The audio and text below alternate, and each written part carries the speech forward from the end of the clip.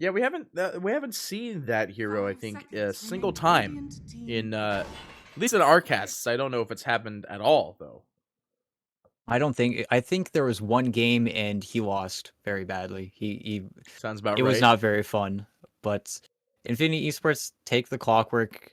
It's still one of the best heroes, and we've seen it every single game. 10 seconds As soon as we remaining. started branching off into the South American versus South 5 American teams, seconds and remaining. there's no way to undervalue it. It's simply one of the most efficient heroes that these guys like to use very much. It's great versus the Witch Doctor. It's hard for him to lane typically, and now if Infinity Esports can pick up an offlaner that they're happy with, uh, their lockdown it's already feeling very good. I think on Infinity Dire Esports lineup. team pick. Yeah, I mean, you got your Wraith King, you've got your Clockwork Hook in, the Enchantress, and everybody knows that you're gonna whip out one of them centaurs. We talk about it every time there's an Enchantress. It's just you got that centaur, the 2 second stun that nobody really expects very early in the game. 10 seconds Timbersaw is a good remaining. response, however, to this. Like it's more of a Clockwork 5 is trapped seconds in, but remaining. doesn't really actually trap the Timbersaw, and it's Yeah, pretty good against you're Wraith in King there with me. Skelebros. Yeah, exactly. And it doesn't really pressure too much until that spirit vessel comes online. A situation where we might have rather have seen the Murano, where once you get that Yules, you do have that easier kill potential. But now Infinity Esports really have to rack their brains to see what offlaner they want to pick versus that Timbersaw, because there aren't too many matchups where you want to give this Timbersaw a very free time. They don't want to be picking Radiant Beastmaster, team but they pick. might pick it up. But that's a good Hmm. answer. Yeah, this is the good the Timbersaw response, and not to mention it kind of puts a little dent in any other real good safe laner they could maybe pick up right now to sort of like respond to the Wraith King kind of pickup still. Radiant team But it Jug? looks like Egoboys were hellbent on their pick here, and Oh they boy. actually just opened with the Quap. And this is dissuading the Bat Rider, as we see typically the Bat Rider is only laned mid. They can definitely flex it, but it's really seen its heyday mid because of the nerfs it's received, where it can't really 10 farm the jungle seconds nearly as remaining. effectively. It can still do ancient stacks, but it's not nearly as 5 fast. And seconds at remaining. this point, everybody knows you're going to be contested. And if they force this Bat into a side lane, then I think they're going to be very happy on Egoboys. At the same time, if they play it mid, that's why they picked the Queen of Pain. They want to have that favorable matchup, and Queen of Pain is one of the best heroes versus the Bat Rider mid.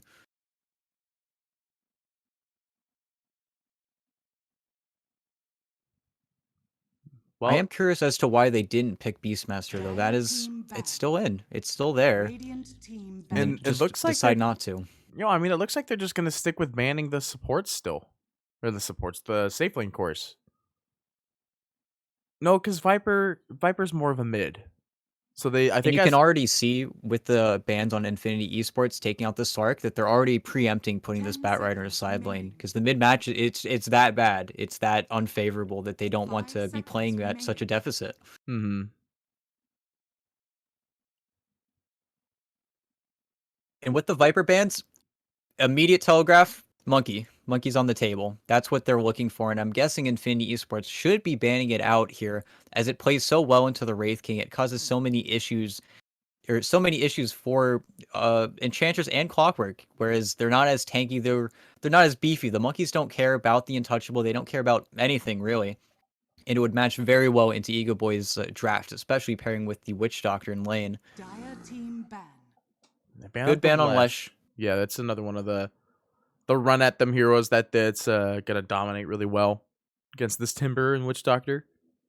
Viper as well. They're really trying to secure the quad matchup. After seeing Radiant the Slark team ban, pick. they're, I think, Mm. confident that it is going to be the bat rotating to the off lane to then try and counterpick the Queen of Pain in whatever capacity that may be. But still, Infinity Esports, they have to kind of delve Dire into team unknown pick. territory to find some of these matchups. And yep, Jug. All right. I mean, this was a hero that we actually saw second phase ban a lot in a couple of our other games today, as well as a lot yesterday. And then, of course, Sammy getting it for free twice in a row and winning with it twice in a row. It's a 10 We really good see with hero seconds that team, overall. remaining. they're so confident with it on four zoomers, they'll just pick it up, and 5 usually the seconds third hero remaining. on their team, of course, after picking Gunner, Storm Spirit or something, because they really have just all of the confidence in the world in this tournament. And Jug, if they now that they know that it is most likely going to be an offlane bat rider, again, it's one of those few counters where, okay, you've got 7 stacks, I'm gonna spin, and if you're not careful, I'm gonna bait you to go on me, and then I'm gonna spin on you.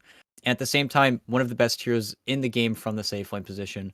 And on Infinity Esports, they really need to think if they're what mid lane can they pick to really round out this lineup? Because the Egoboys have a very strong, solid 5-man.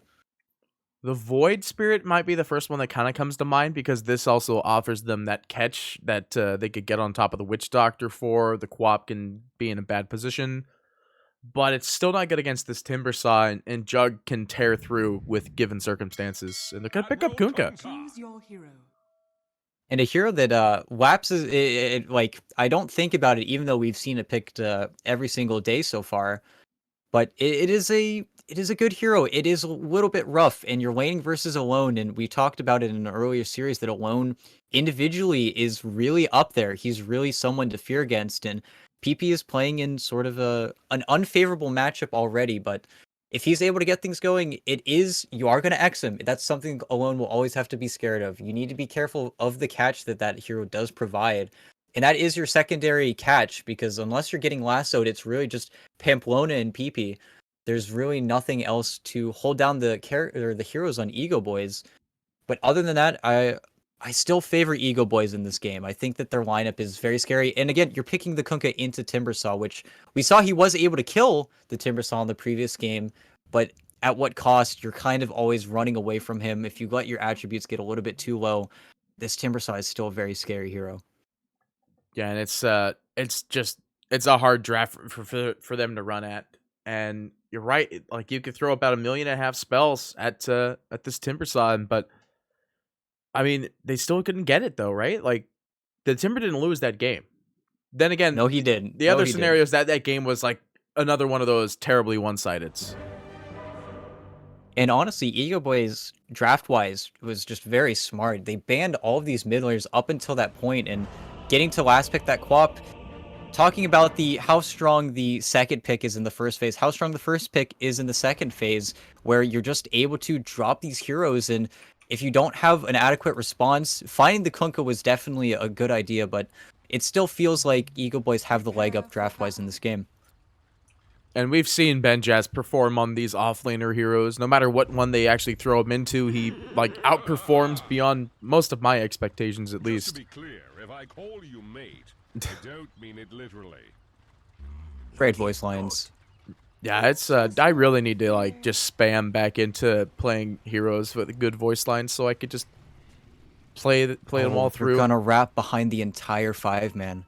Yeah, it's a double down smoke as well. You can see that Infinity are smoked up, trying to fight for this top area here, and G Pride, Ego trying to do the same thing. I see 2 people with G Pride and only 1 with Ego. My first thought is always say G Pride. Oh, there's 2. Don't forget A team. We've got three members. Yeah, we got Ego, we got G Pride, and A team. I do remember A team actually. That was a roster for a time. They do need to be careful though. We see actually a lot with this nighttime change that usually the first person that peeks their heads out or gets found isn't the one that dies. Sometimes it's the one that gets turned on, as both these teams are so ready for this small engagement, and it's going to be Tano. Yeah, Tano's going to be the first catch here, and he does have roll available, and he might start That's what I mean, yep, right there. You're right. The first person who gets jumped isn't usually the jumper. He gets the jumpy. And I might find now, actually. Spin, I mean, it's got 30 seconds on it. The main pressure you'd be applying to this is just running at them with whirling. And I mean, they had the wards. They basically mirrored each other up until that point, but yeah, you always have to be so careful. Both these teams are just so ready to jump each other, and it's unfortunate the clockwork falls in that fashion, but it is what it is. You can see them actually sort of respecking their lanes around here. Looks like they're going to try lane this top lane for a little while, or no, Jug going back, okay. And you see Little Boy doing the exact same, except they have the ward to scout this out. They don't want the Bat Rider versus the Jug, and they're going to do anything to swap it, and they're actually double swapping, so the Jug is actually going to end up versus... I haven't seen this in a very long time, where both supports are now just taking the waves because we have to get these favorable core matchups, and You see Rises, he doesn't want a TP. Whoever TPs first in this situation loses, and both of these laners are going to make the long walk. This is quite the start to this game. Yeah, it's quite the level problem here, but I mean, little boy, he's lined up now down in the bot, and the Jug is here. Only difference is that Jug got the first blood XP, so they do have that. Oh, and the kill, so they do have that advantage working for him. So as soon as they see the bat, I imagine they're gonna consider the TP out, do the swap. And that's the issue. They will just get chased. That's why this making the correct read is so important. And it looks like Ego are going to get the lane setups they want. And that's Jug versus Batrider and Timber versus Wraith King. And they're got to be a little bit unhappy. And it's actually bottom. Kara has Maledict already because he took the wave. Maledict coming in there, although no great follow-up damage available. Maybe 2 more right clicks will do it, but the Fairy Fire will save it from the Maledict burn. Pamplona was able to steal the creep wave.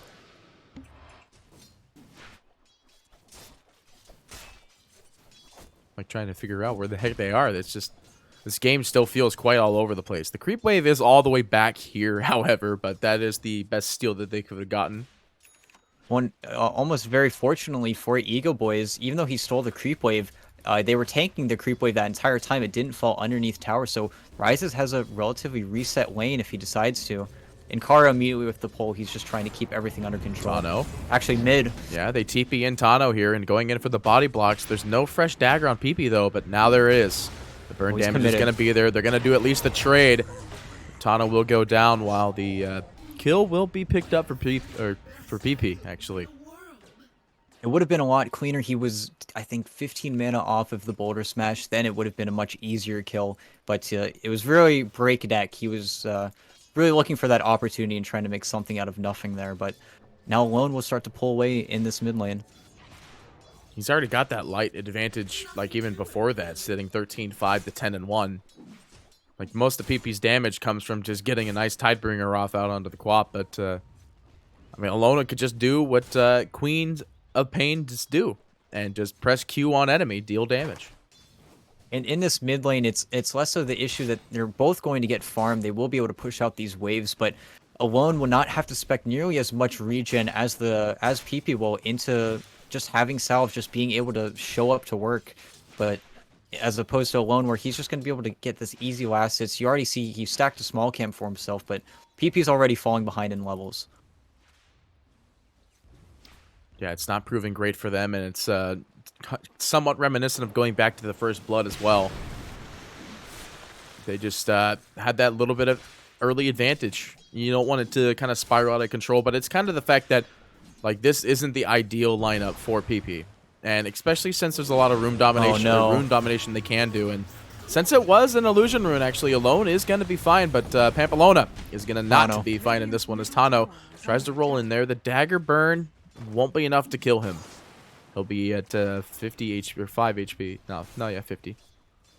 And just really fast decision making from Alone. He sees the illusion rune, he sees the clockwork, he says, "You can't fight me. If you do, you're gonna die," and stands his ground. And now it's the same thing. There's no plays really to be made mid unless the Enchantress gets a very strong creep. She's kind of stuck top because it is Wraith King versus Timbersaw.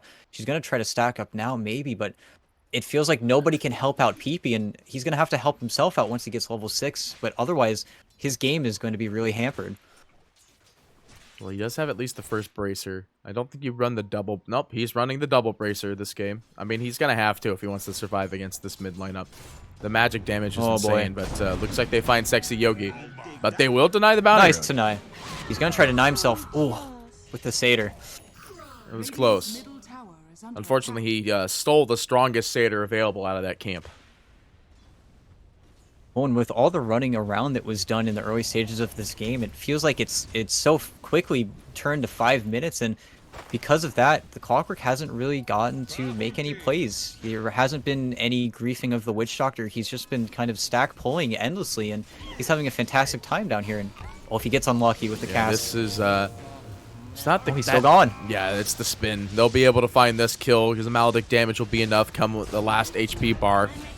Wait for it, gets thrown, and you see that Kari's just like, nope, can't do it.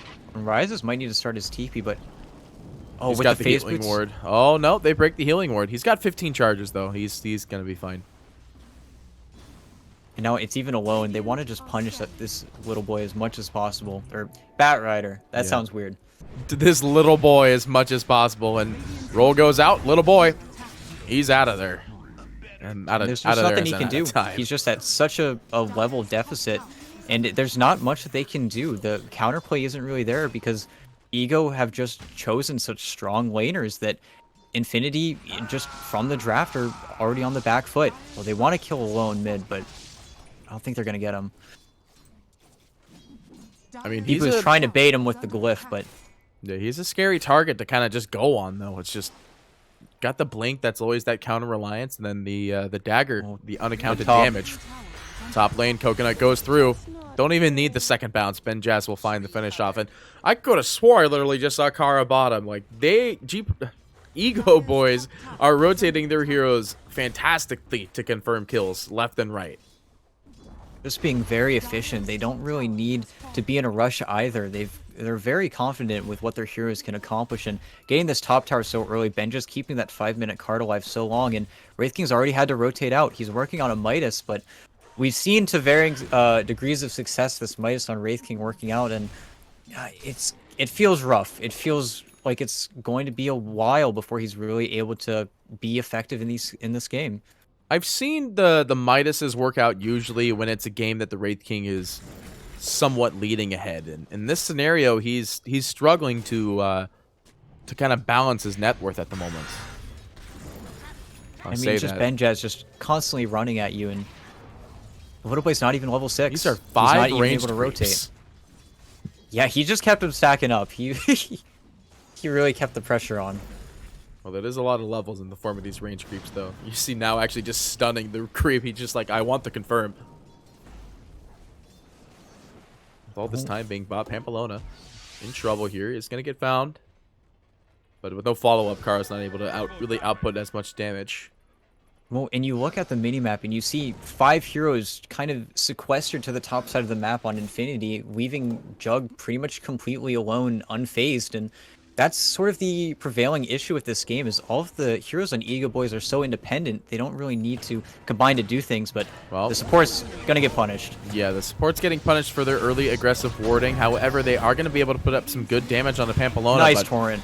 Beautiful torrent will hold them both in place, but Alone is here and will actually throw out the wave. Doesn't hit Pamplona though, but Pamplona I believe has no more ticks of Maledict, and Tano going down to the rotation from now. You can see that Rise is just going to start TPing out. He doesn't want to do anything else here as soon as his supports are gone. And that was a very good rotation coming in from the Wraith King. It's really difficult for him to find those opportunities like that, but the Egoboys were just a little bit too ahead of themselves. They were in the Infinity Woods a little bit too deep, and Alone wasn't able to find any great burst. He wasn't able to find any return kills, I believe. You could say that their ego got the best of them. Yeah, might have got the better of them. Yes. I'm sorry, Twitch chat. At the same time, Little Boy has now been able to recover slightly. He's been able to find a little bit of space, and that fight even dragged Rises out of the bot lane, and he wasn't able to make anything, but they're going to keep on running at you with this Timbersaw. I mean, that's what he's good at, and you can see Sexy Yogi loses all of his HP to the full rotation from Benjaz. Now is going to be targeted. These cast bounces are not happening, though, but Bat Rider is a hero. He'll burn up Alone a lot here. 3 seconds till the leap, but he is going to burn out to the Slasso. And Benjaz actually slowed thanks to the Resurrection, as well as the follow-up lift out from the torrent. And Kara goes down as well. They find 3 for just an Enchantress. Definitely overextending. It was a fantastic rotation in from Little Boy. He found the perfect target, and it's kind of the co-op's rule where if you blink in, you need to have a plan. Otherwise, it's such a long cooldown. 15 seconds at level 1. Just not enough levels to really be this mobile co-op where you blink in, you get a kill, you play around the edge, and at the same time, it's the Kunkka pick, the X marks. He was able to stabilize the lane, and now, from the ancient camps, those are some kills you really didn't want to give up if you're Egoboys. The question stands on where this build might actually be going for PP now that he's getting quite a bit of farm and staying in these team fights. It's either going to be the Armlet build or, I mean, you got a Wraith King, so you're not going to run the Radiance build. But this Wraith King is just so far behind. I mean, I'd almost like to see a role swap when it comes to the items and just have PP go for the Radiance build. He doesn't Boat have stacks. comes in, the X mark. Yeah, he's just kind of dead here. They're trying to not click him down. He has 15 stacks now, but, I mean, kind of too late when you're at 150 HP. When you want to make these plays with the cart, his team just wasn't behind him in that situation, and it was a perfect punish from Infinity. They saw it. It was nobody had to stop to do what they were doing either. It was almost a drive-by. And you could just see with this kill on the Timbersaw, they are given so much time to just run through their jungle and give them this outstanding vision right out the get-go. I mean, now they just have so much information with this, and Sexy Yogi. Tano? Roll does come in there from Tano. They do manage to slow him down, but the wand will be there to slow it. And the stun, actually. But Yogi, I think, is going to die to Magnetize. But that being the case, he expends a lot of... Oh, no, he didn't. And the roll is going to whiff, and... No, alone will just finish him off. Still, it's a lot of time. Time that I didn't think they really had allotted to them. But now with the Midas, it's... Once you get the Midas, it doesn't feel great, but he's had it for a few minutes now, and it's already started to pay its dividends as he's keeping up with the highest levels in the game. He, in fact, is the highest level in the game, I think, along there with Jug. Ooh, now? Yo, Yeah, PP's the also rating. level 10. Boat into the stun. The follow-up torrent is going to whiff, but they will get it with the lasso. And again, they want to make plays on Egoboys, but it feels like they're just a little bit too separated. They're not playing together. And you asked what PP was going, and he's just going for a straight-up BKB. He's not playing around in this game. He doesn't want to deal with the Earth Spirit or the Cask. He just wants to get in, do his damage, and chill. Oh, Yogi. Oh, it's getting found over here in the jungle. Will clip a courier on the way out, but it already went to Rise. He's got his items from that, and his items being the Battle Fury. Oh, I heard an X mark. Yep, they do end up X marking out Benjaz here. Might have been more of a defensive X mark though, as he is trying to jump in, but I don't think he realizes how low the HP. Oh, never mind. They find a beautiful double Maledict into a beautiful 3-man scream, and they will end up killing off 2 here. And a little boy in the back lines, he's going to be in trouble, but no escape for him, and they will be able to find a 3 return from their previous engagement. But Benjaz just has no move speed. 8 And that's the stacks. rotation that you want to see coming in from your Jug. It's unfortunate that they did have to give away a few kills in the meantime, but with the healing word on Benjaz, that's the security. He had stacks that time as well, where even though they started that fight off in him, now it's Infinity who got a little bit of too far ahead of themselves and are easily punished with it. Maybe Rise has just wanted his Battle Fury before making those rotations. But now, I mean, that rotation feels very good. There wasn't even an Omni Slash used for that one. It was just purely throwing down Maledict with the wave. Like, they didn't even need the Death Ward. Like, that's just how confident they were with Timbersaw just leading into that fight. Leading in with those Nothing stacks. lost. Nothing of value was lost on this day. Well, I mean, you know, you gotta wait a minute and a half for the next team fight, but that's about Yeah, it. I suppose, but now with the Orchid, we always see these teams smoking up with these very strong item timings, and the only hero they're looking for, they're most likely looking for Little Boy or Kunkka, but both are kind of difficult targets, as well as all of the heroes just being bottom. If anything, Benjaz is just going to right-click this tower, and they will get the glyph. It is going to delay them a little bit, but they don't have the best siege on Infinity Esports unless Now is able to actually physically hit the tower, so there might be a defense coming in top, but it's a little bit scary with the full 5-man of Ego showing. Oh, Little Boy's trying to cut. I mean, he might pay with his life, but he doesn't end up getting hit with the slow from the Chakram. So they're just going to work with the backdoor protection that they don't have to fight yet. But the creep's dead. This should be back up momentarily. Perfect little play from Little Boy just to ensure that the T2 stays alive, and that is an issue that they do have on Egoboys, where their team fight is great, but they're straight up locked in. They don't have a blink stunner, and yeah, no Yuleses. And it looks like they got Earth Spirit trying to buy his Vitality booster. I think he still ended up getting it, though. Oh, no, he's not. That was very close, actually. Didn't realize. Looks like they are going to still at least try to get this tier 2 tower. They are throwing in with the Clockwork Flare. But you can see that they're pinging up the high ground here. And Little Boy, Casket gets thrown. Ooh. But the bounce is going to be all the way over to the right side. This And is Omni a little Slash. deep.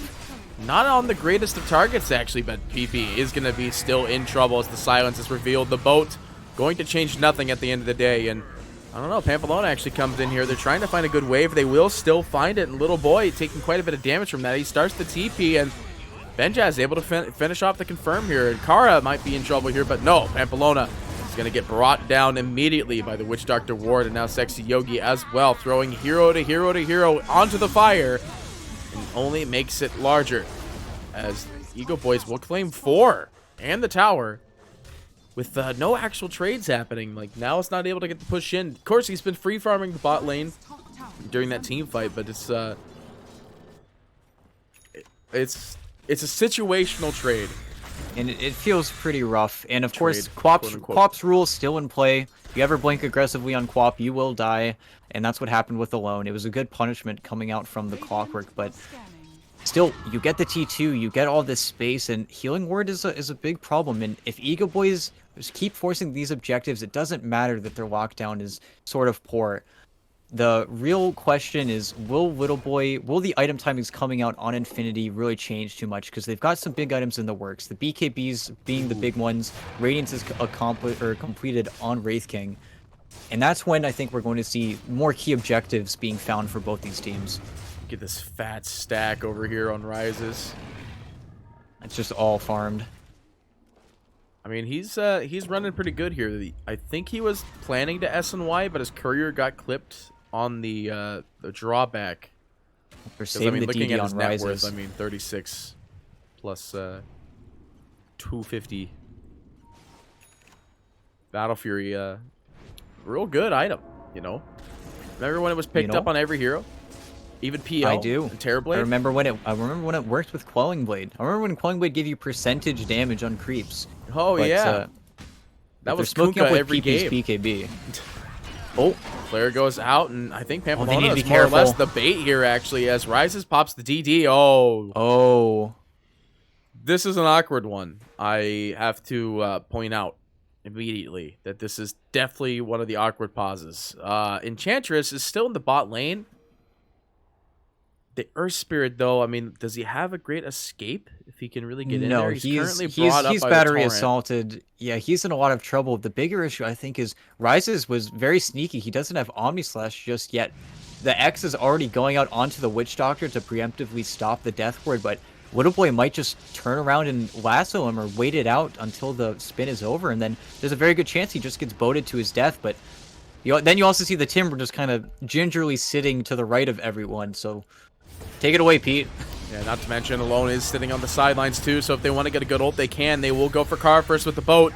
They will be able to pick off one, and Tano still dies in the pit. Kara has to buy back immediately, though. Benjas will come back in. They do find the lasso with the wave, but just finding a beautiful lasso. The Omni does go out, but there were 2 skeletons just hanging out here, and Rise is unable to find the finish off. They will at least get this kill on Little Boy, and Benjaz trying to at least apply some pressure to Pamplona, but slowed up by Enchantress and everything that is. It has to Yules defensively, but actually that was a Yules offense, and still, ooh, very close to dying there, but back up in the top. You see now his first life is expended and Rises. He's like, I don't have anything else to spare. I hardly got any HP in the tank. Oh, they will be able to find Kara again. That's a dieback. Well, and that fight went better and worse than I expected for both sides. No objectives were really gained, but Alone, again, he's getting a little bit too close in these fights. Any situation where the Bat Rider is able to lasso him, his positioning is a little bit too close, and at the same time, they were able to kite out. At least they were able to get the reincarnation from now, but he was really under no threat the entire time. Well, they find Sexy Yogi as well. He was bullying Benjaz that entire fight. If anything, the zoning of Benjaz was the thing to look out for, as Enchantress was literally just 1v1ing him for almost the entire fight. Well, it looks like they still want to try to find some aggressive picks, but they're not going to find much around here. They're going to take the outpost. Being 30 seconds away, they're probably just going to make a walk over there if they want it back. It's the only thing they really need to rotate for. Having this T2, it's just guaranteed XP. They can't recap the bottom one, and with Scotty in the works for Rises, that's a very scary item timing, and they're going to go hit the Roche Pit. After the flare faded as well, there might... Yeah, if they don't flare it right now... Okay, it's going. Yep, there it goes. Ryze is at half HP. He does have a healing totem available, and we'll throw it out. Radiant's bottom tower is under attack. Healing Perfect ward, placement whatever. for it as well. Yeah, I mean, it's all the way out here. They're not going to walk into the Roche pit and be like, oh, where's this healing ward?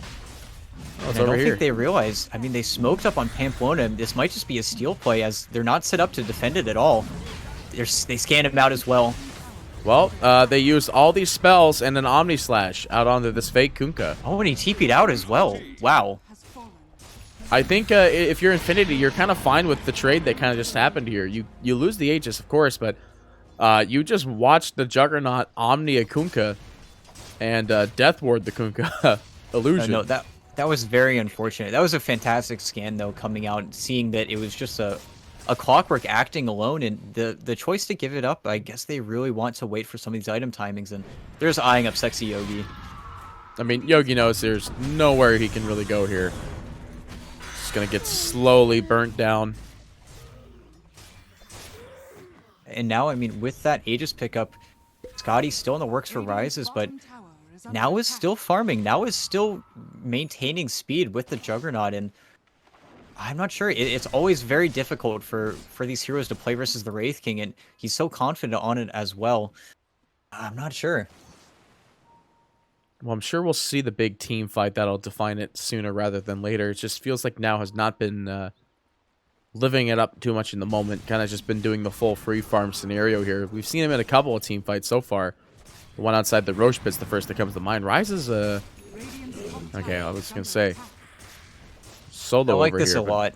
After the Sange queuing up the Blink Dagger, that's when we usually see these Wraith Kings getting involved in these fights. Is then he can find the two-shot on the Witch Doctor. Then he can force the Earthspear to cast spells. But Rises, Or, you know, might be able to find the kill on Rises. Starts the spin, but he actually had a TP available. I don't know why he didn't just TP off the get-go here, but Kara is there. They will throw out the Maledict. The wave goes through as well as the Death Ward. he's This living. is actually a pretty good one here, and they will find the kill on the Clockwork, but just no focus damage out onto the Wraith King. The first life won't be expended just quite yet. G-Pride trying to hunt Tano. around here, but they do find a good jump onto Tano, actually. The boat will clean him up. Little boy will be the one to confirm. He's trying to find a good lasso target, but he doesn't really care for Kara here, but bonus damage going out to the sidelines now will be claiming this kill, but the first life to be expended. Omni Slash up in 7 seconds, and he blinks Nice out blink. immediately. That's the fresh blink going out right there, but the silence is out onto this Bat Rider, and they actually still get him. Must have been a loose scream or something going after him. and it was so close. They were kiting it. PP was the one so determined not to use his BKB there, and he wasn't forced to use it. He was not really the target of any of Egoboys' spells, and they were able to get the reincarnation actually before he popped level 18, so that will be on CD, but the Blink Dagger getting delivered while he was reincarnating, that was very fortunate. Otherwise, now might have been in a little bit of trouble as he doesn't have a BKB of his own. He's not queuing it up either. It's still going to be running at the AC plan here. They do a two-man smoke. They could run into Juggernaut down here in They're this looking for spot, Tano. but they're going to find Tano first, yeah. Alone is here, though, and as soon as Alone is revealed, now it's like, nope, nope, nope, nope, nope, nope, nope, nope, nope, nope. They will be up on the kill on Tano, though. He's burning away from this spirit. No, he's just fine, actually. Yeah, just barely. Less than 50 HP. And now he knows that in retrospect, that was probably a little bit too fast, not having his ultimate for 46 seconds. If he stayed there, Benjas would have Eulsed him. It would have led to his death. It would have been a disaster for them. But they're still in it. They're still, if anything, they're still just playing the waiting game while dealing with Egoboys' aggression and trying to kill Courier. Rises, but has a Scotty in 50 gold. I heard him pumping the Omni for it. Oh, there we go. Oh, it still dies anyway. The Witch Doctor OP right clicks. It's like one of the third heroes in Dota 2 that just has naturally high right click damage as a support. And then he gets the 60 damage talent at 10. I don't think anybody ever takes that though. And we see as well, PP's got the Ags queued up. It's still the Torrent Storm. It's a very interesting spell, and it's quite good versus the Witch Doctor Earth Spirit. You kind of break their combo, but I don't know. I feel like you're running out of time a little bit. Even though you have this very strong Wraith King, He's still just ratting. He's still just trying to make space. And Egoboys, I think they need to get a little bit more done with this next stage. As I think, yeah, timing out in 35 seconds. There's probably not going to be a high ground this time around. But still, they're playing very safe. They're playing very measured. Gotcha. I mean, why take a scary fight if you could just out-farm the scary? More or less. Scary carry. Clockwork Flare. Will they find Kara with this? I heard the Blink Dagger go off. Now wants it. Oh, Benjaz? But, yeah, Benjaz is here, and I don't know if this is the fight you want to take. They are. Well, I say that, vision. though. They're counter-fighting, actually. They do see Kunkka over here, forcing out the BKB. Oh, no. And the hook is going to whiff. The Aegis just expiring, though. They will pick off Kara. They will pick off Ryze's Courier. There's nothing in it, though. The Omni Slash is available, and you see him Omni the Kunkka immediately with a Sonic Wave that goes out, basically affirming the kill within seconds. Yogi will fall, and Tano to be traded. Cocktail thrown out alone is not going to be hit by that one, and the rest of Egoboys, they're lining up. It will hit the stun on there. They can keep now here. Little Yeah, Boy needs to find a very good lasso. Yeah, now is at half HP. They expend the first life. The blink will be up, but they need to time it right. Oh, Get the nice. silence. And Ryze is actually brought up into a very precarious spot here, not able to get any sort of advancements. And you see how difficult of time this Batrider is having with the itemization alone, with the Lincoln Sphere and already the Lotus Orb on Benjaz. It's so hard for him to find a lasso when he needs to be disabling these key targets in fights. But instead, they just get run over. PP takes an entire Omni Slash to the face, and with this Scotty, he's slowing him up so much. There's really no way for this Kunkka to walk out. And he's got a Basher queued up, and oh, top.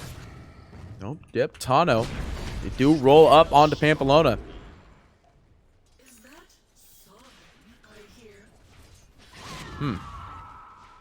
Lore stuff. Did you hear what Queen said to the Clockwork there? Unfortunately, I'm one of those boring people that has unit speech off. You little... Gonna have to request a different co-caster for the last day. I wonder if Neff is available. Oh, but Ryze stuff's is? happening. Yeah, Dota! Video games! Looks like Little Boy's got a TP out of this one, though. This Maledict will burn him off, even with the BKB on, since it was applied beforehand, would still take him down. And I feel like this game is just going to kind of lag down to when Roche do Roche. But Tano stuck up on the hill here. They actually put down now pretty quickly. His HP is just gone. It's the power of Benjaz here. They will boat defensive, but Alone comes in. The wave is available, looking for a good angle, and they will get one, but the Torrent Storm is here, buying a lot of extra time for the disengage. But Alone comes in. The silence immediately out onto Alone, actually out onto Kunkka there. I thought it ended up hitting onto Pamplona there, but they want PP instead. They get him. The X mark's on Tano, so he's not going to be able to keep off the damage there, keep up the roll. But they get two really good picks, and now they reveal the Torrent Storm, but still just Egoboy's completely unfazed. Well, and you see with the Torrent Storm, it's a really strong Ags, but is it? It hit no one there. It's one of those Ags that's really feast or famine in how strong it feels. You weren't stunning up the Quap without a BKB. You didn't get lucky, and in that situation, you just went down for relatively free. At the same time, they kite out the BKB, and this is the issue of buying your BKB so early, is now you're going to have a 6-second BKB after this use, and then every single fight is going to be such a fast engagement where if you aren't able to get the damage out onto these heroes, then you're not going to have BKB. You can't show. You need to kite it out, and Egoboys are so good at kiting the enemy team into them. Just with the spin, with the Timber Chain, they can always disengage out of a fight they don't want to take part in. Sorry, I thought my dogs were about to go ham. Dire's bottom tower is under attack. Yeah, I mean, the BKB timer is going to be the biggest thing. I don't even think the Wraith King is going to end up running for one, because like after the Kunkka being their main initiation and their Torrent Storm, like you're talking about, it's not going to do anything come later. Even a 5-second BKB during a team fight in Torrent Storm isn't going to do anything. Roll. Oh, Yogi. Yeah, I mean, this is the life of the supports, right? They Rises? will find Yogi, but I mean, in the meantime, they get the lasso out on the Jug. He's perma-stunned no. for a year and a half. Boat goes through. He's silenced up. No Aegis, no nothing. He will go. No, he gets the Omni off at 133 HP. It actually goes to the top creep wave. He's going to be perfectly fine. He's got a pocketed Lincoln Sphere on him. He's going to actually escape from this. Tano buying back from this. And Alone? might be able to find Alone here. Oh, just blinks out just in time. But Alone, he turns around, dropping a Sonic Wave defensively, and he's going to get out from this torrent. The TPs are there. The X mark? No, not there. Everything was so tight there. All of the heroes on Egoboys were so close to death. That was a perfect initiation. They got it onto the Jug somehow. I think because he wasn't able to Lotus Orb him, because he did lead that all off with his spin, and being able to survive like that, they just lost focus for a second. Losing the clockwork on that initial go on the Jug was so critical. They didn't have that second initiation, and that's sort of the issue with their draft, where now that they have all of these Lotus Orbs, all of just the spin, the Lotus Orb, the Lincoln Sphere, PP can't hold them down. And again, it just felt like the Torrent Storm wasn't able to keep them there even longer, and all of those kills missing out on them is so big. I feel like Tidal Wave almost feels better than a Torrent Storm in this game. At least Tidal Wave you can put in a direction, you know? Right. You can hit heroes with it feels like you would be able to get a lot more like work out of that one. It's almost the equivalent of sending a Sonic Wave, not damage-wise, but just pushing the heroes into a more preferable position. But it's just, you felt like you were talking about, the lack of damage that comes from picking up that item. There's not really anything else that the Kunkka would have ended up going that could have given them that advantage. I mean, you see him queuing up the Silence next. But yeah, you see Infinity. This is a desperation smoke, but not so much so that they'd be losing quite a bit from this. Well, and now he's playing a perfect game. He is deathless. His items are very strong, and if he's able to find and just stick on a hero, he still does a lot of damage, but I think they've navigated out of it. They were in the hot zone for a second there, but a counter smoke. Yeah, it looks like Ego, they want to find a good maybe return, but they want to bait this Roche. It is up. This is the cheese. And they see that the Mud Golem's out here just having a whale of a time. Player goes through and they find zero information on it, and Rise is just like, all right, I'm just going to click this. Heck this Mud Golem. And I hope Rises does queue up the Ag Shard soonish. Now that he has the Skull Basher, it really is scary. Whichever hero he's spinning on just takes so much damage, but not going for the Jug build that we typically see in other regions. Instead, just getting a lot of stats, and I mean, he is quite tanky, and any other build, he would have died in that lasso top. Looks like they're just sending creeps out continuously to make sure that this Roche is just not happening. Yeah, they're just trying to push in the waves, making sure that if they do go into the Roche, they're going to get speed of it.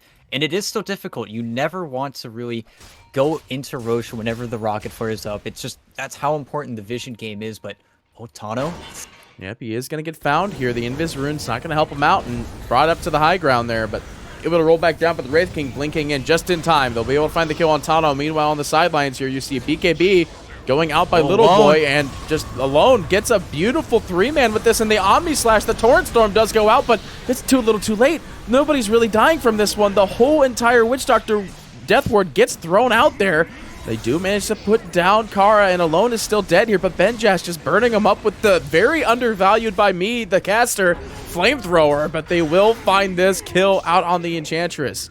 You get the 3-for-3 evened up here, but it's just the Batrider being not a less gold pickup here, but I mean they trade two supports and a core for double core and a support. It's still heavily worth it for Egoboys. Well, and I'm assuming Rises is just kind of looking at this outpost. He can't go into Roche without his team, even though there are only 2 alive on the Infinity side. But that was a picture-perfect way to start that fight as well. They got the lasso onto the Quap, but at this stage of the game, that Jug Omni Slash, you have to be so careful grouping up like that. They were getting cleaved so hard, the 3 of them, and Alone, as sort of a death cry, was able to get off that Sonic Wave where even if he went down, it was enough to pop that Wraith King ulti and scare PP away, as that BKB is now sitting at a 5-second, and he has to be so careful for the rest of the game whenever he casts that. And he's got the Orchid coming up to try and punish this BKB-less Quap, but even she is trying to queue it up, and once that's there, I don't know what they're going to do to hold down this Quap, as she's already very difficult for them to maintain. Do you go for you go Sonic Wave damage then, right? If you end up having a pre-built Lincoln Sphere then for Alone? I mean, how much But then you actually... have 2 Lincolns. Yeah, 2 Lincolns is pretty nice. You can always cast one on somebody else, and you'll have the 22nd one of your own. I believe your Lincoln's always pops first, which is better because it's the 12-second, whereas that is the 18-second. I imagine that's what he's going to go for. It's also one of those abilities or 25s that you don't see it visually. There's nothing there. It's just words. So it's something that messes up Bat Riders, I feel. Yogi. Again, they got him. I mean, the life of the support. It's how do. It's better that he ends up going down instead of this Wraith King. It's very strange to see Alone finish the backswing of his current right click before the attack actually flies because of the untouchable.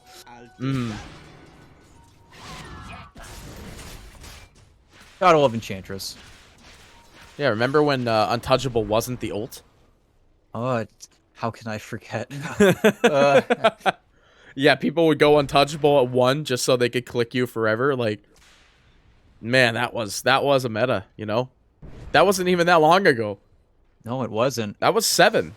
No, it wasn't 7. I still can't remember before there weren't 5 couriers. I can't imagine how we survived back then. Dude, it sucked.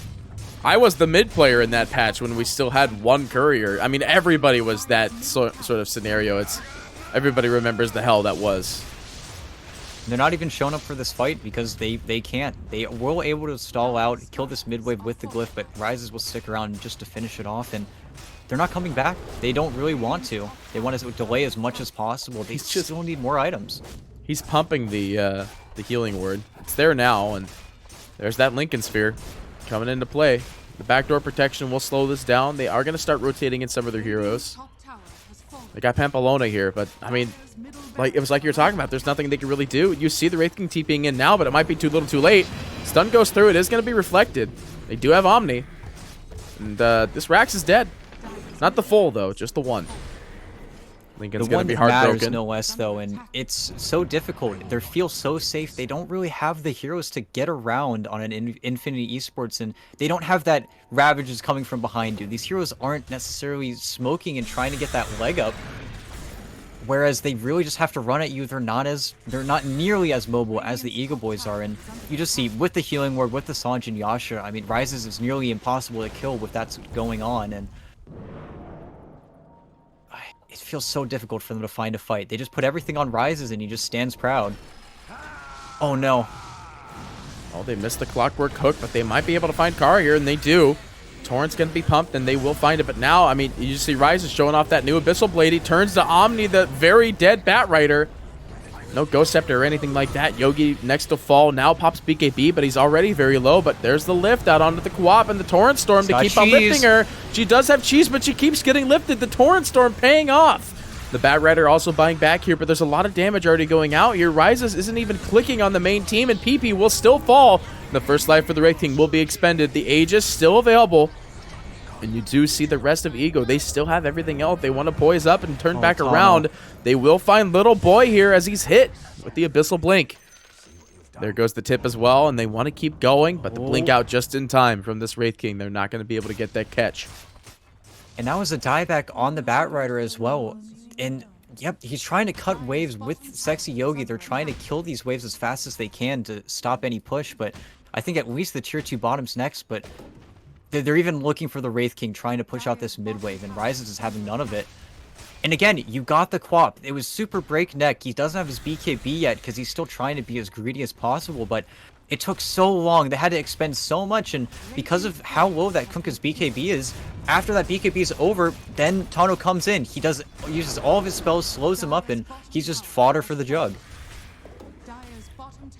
Well, I think that I was going to say they want to try to force buybacks with this, but the Kunkka, I think that we've already seen. No, the Kunkka is just money-wise. There's only one buyback that went out. It was the Bat Rider. Yeah, there's no glyph. This is just another set. Like, they can't defend it. Again, you see the Wraith King now is just farming up here in this top lane. Because, like you said earlier, they know they can't do anything. You know, this is starting to feel like a worst-case scenario, as now Infinity are kind of stuck here where they're not able to make any plays. He has the Orchid on Kunkka, and that's the reason why they got the Quap kill, but it's divine time, ladies and gentlemen. Now picks up the Divine. That's what he's been doing up in this top lane this whole time. He's got a pocketed Sanj. It's do or die. Like, he's got nothing else but that. And they smoke up. They need to find the Quap. They need to kill her, make it as easy as possible for them to continue to fight. But it is do or die. If they lose this next fight, if they lose the Divine, there's no hope. There's no buybacks, except for the Kunkas, I suppose. But even that, if you lose this Wraith King's Rapier, it's going to feel like the game's over. G-Pride, they're lightly smoked as well. The Juggernaut just running around with his current smoke at the moment with a ninja gear. He's actually calling in the courier to go straight for the Ags. Like, this is... They found nothing with this. And now doesn't want to reveal himself, but he's actually going to... Okay, there's no ward. I thought he was going to walk over a Radiant ward, but it's just dire wards at this triangle now. Well, and at this point, with the Ag Shard now, I mean, he's got the Ags queued up, and this game is still barreling down an Egoboys victory. There's not much they can do. On the side of Infinity, even when you start the fight off on this Queen of Pain, she's not able to get the cheese off. The Jug is just too massive at this point. And that's why you have this Divine Rapier. You're trying to kill these beefier units, but the team fight, everything needs to go perfect for Infinity. Otherwise, there's no way they win. And I just feel like, with that being the case, Egoboys, they don't want to still push it. I mean, yes, it's a 23k net worth lead. Your Juggernaut is very farmed. He's actually 10-0. I thought he definitely died at one point in time. But I feel like this is just going to be a game of wait for the next Rosh, and it could respawn in the next minute and a half. And that Rosh is going to be the big definer of the next overall fight, because it's either they walk the Wraith King in there, get the Aegis, and they have the Aegis Divine, which they now might have seen. They saw now for a quick second there. But I don't think they saw it quick enough. And they're just going to continue to remove the map control out of Infinity's hands. Even if they ping him, it's still so scary. They saw the Lotus Orb used, but even that's just not a good enough jump. And Roche is the only objective that will draw Infinity out of their base. Otherwise, I don't think Egoboys are going to risk it. Instead, they're going to continue farming up, as there is still room to grow. But Quap having her BKB now, just waiting to farm up buyback. It feels like Egoboys have none of the pressure on them. It's all on Infinity at this point. Well, the courier's sitting inside this Roche pit. We're going to know in 30 seconds. They're going to know in 30 seconds. The last smoke goes out. Oh. Now, they're trying to go on to Rises, but they actually are going to find the rest of the roster on the backlines here. And now the Divine Rapier is going to be revealed as Tano loses all of his HP in one right click. They will find the kill on Sexy Yogi and Pampelona.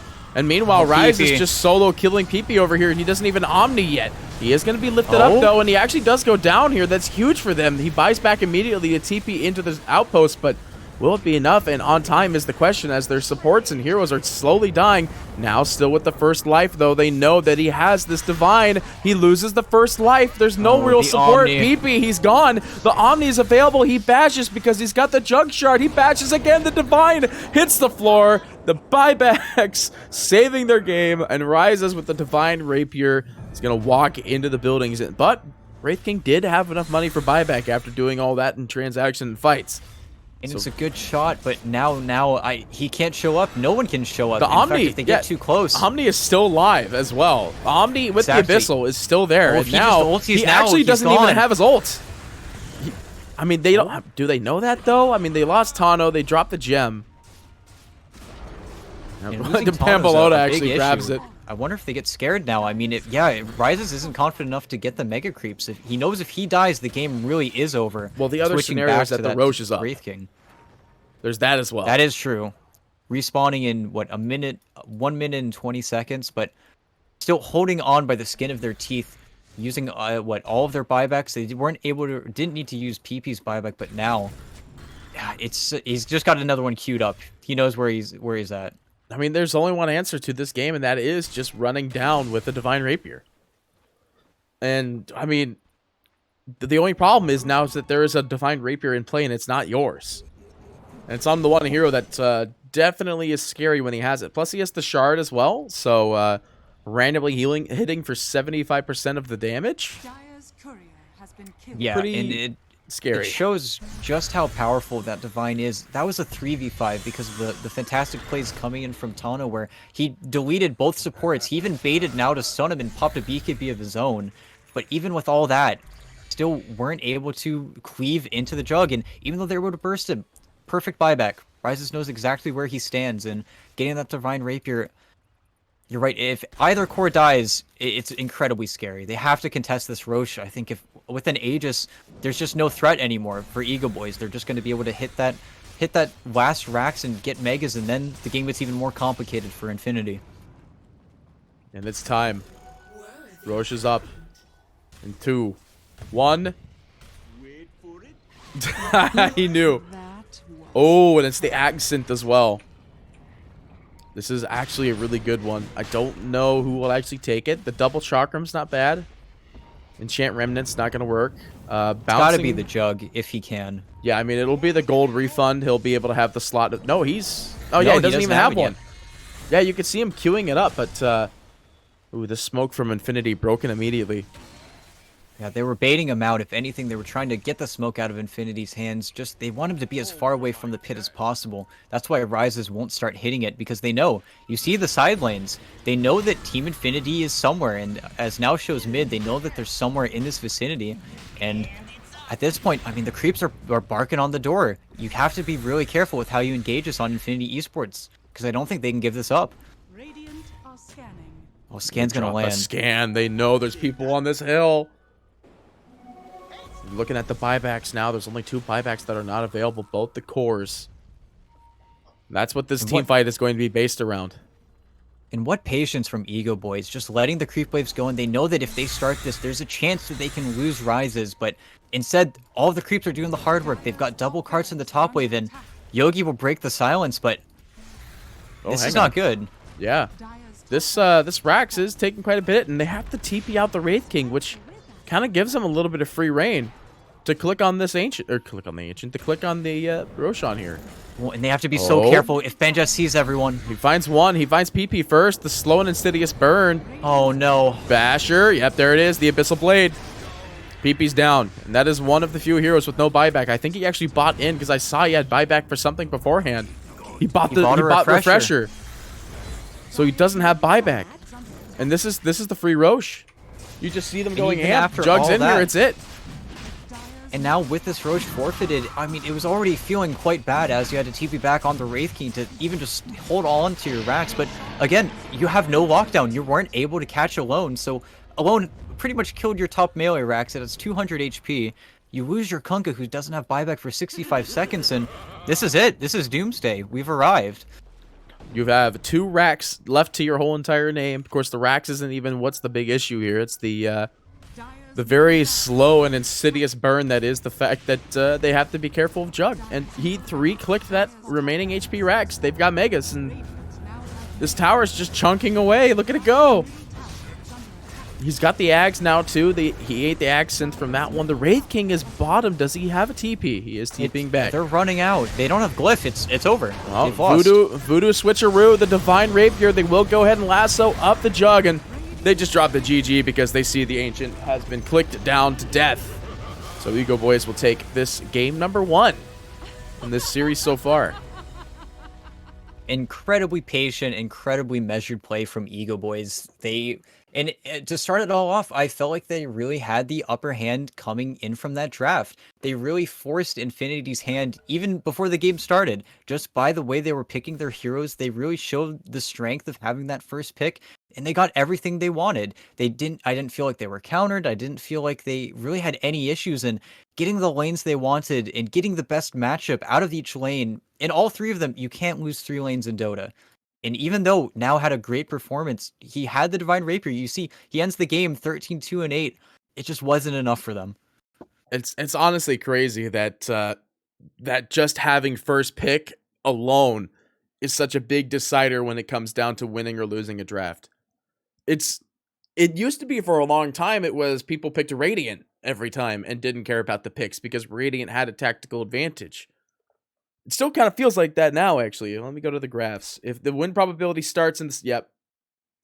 Win probability started on the side of the Radiant, so I'm giving that one the fact that it gives it the extra 5% towards the Radiant side. But you're right. Their draft was practically free. So it is a best of 2 series, though, guys. It was a long game, believe it or not. And for those of you who don't know, there is no series after this. It is a best of 2 series between Egoboys and Infinity, and that's where it's going to stop. The series after that, which I believe was the 4 Zoomers versus 5-man Midas game, has gone to forfeit. 5-man Midas has had forfeited the series, giving 4 Zoomers that 2-0 takeover. So, with that being said, ladies and gentlemen, stay tuned. Game number 2 of Egoboys versus Infinity will be up right around the corner.